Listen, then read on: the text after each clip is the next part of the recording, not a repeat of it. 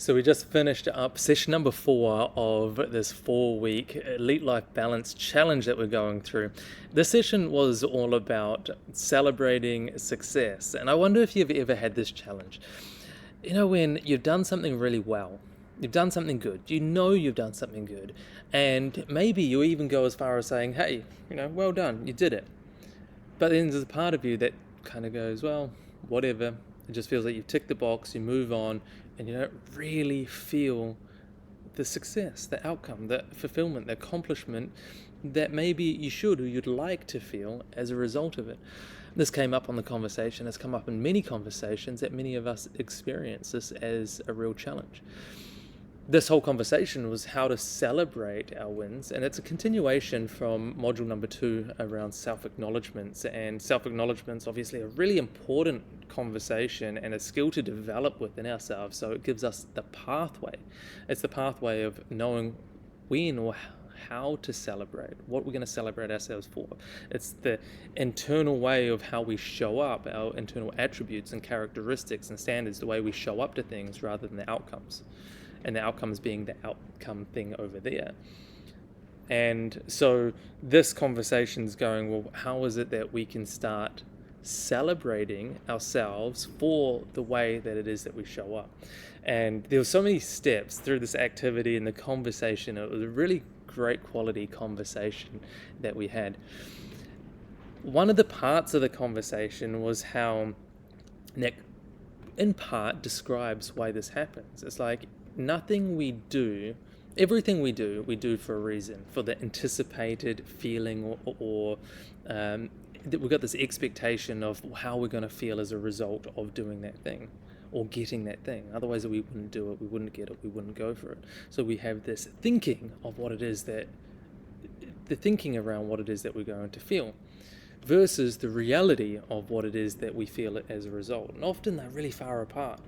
Bringing the intention and the awareness around this, we can start closing that gap, bringing it together and going, okay, how is it that I want to take ownership and responsibility for how it is that I want to feel when I'm celebrating? And it reminds me of a story from last year for my birthday, my 34th birthday. It was quite different. I was in Bali, and living in Bali, we can have whatever it is that we want. Like every day is almost a celebration there. If drinking's your thing, you can go out drinking, or you can go out partying, or you've got tropical island life with coconuts on the beach, and it could be holiday vibes or whatever vibes that you really want to make it. And I've never really liked my birthdays too much because I've always felt a disappointment on a day that should be a celebration. I've always done what I was supposed to do as a celebration. I'd have dinners, I'd have parties, I'd have people come around and have the conversations around things that I didn't really care with, people that I didn't really usually hang out with, and just made it look great because this is what society taught me of how to celebrate. Last year, on my 34th birthday, I was like, I really want to do this for me. I'm going to do it for how I want to feel. I was like, what would really, really light me up inside for a way that I want to celebrate my birthday? And I did things a little bit differently.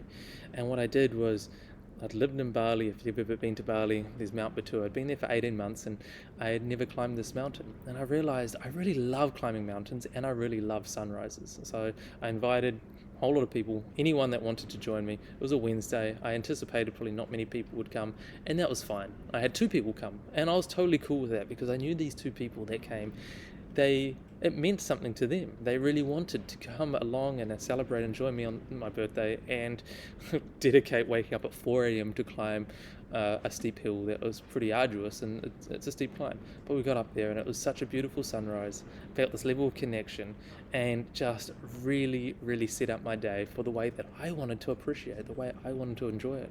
Then I rode my motorbike back to the village and back into Canggu, where I was living, and spent the day on the beach by myself, just feeling just immense joy and happiness. And this is how I wanted to enjoy my birthday. And I realized it's such a different way than what we're conditioned to believe is a celebration.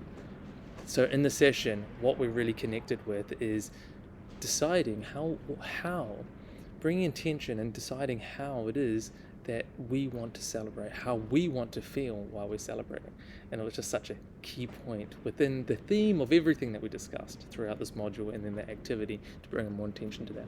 So I trust that little story serves, and to bring this idea of how is it that you want to celebrate when you're acknowledging yourself for the inputs in the way that it is that you show up to who it is that you want to become and the personal growth and development that you're going on.